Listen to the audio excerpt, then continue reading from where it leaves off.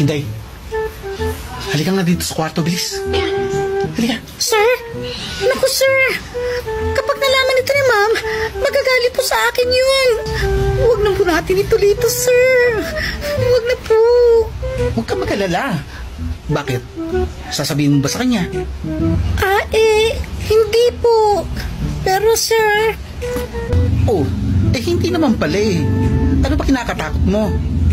Huwag ka na nga umarte dyan. Halika na nga, pumasok ka na. Bilis.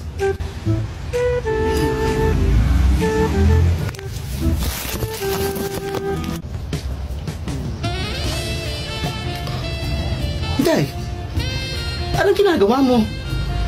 Naghuhubad na po ako, sir. Ano ba dapat ang gagawin ko? Ano ka ba, bruha ka? Magpapamakeup lang ako sa'yo, no? May lakad kami ng mga amiga ko.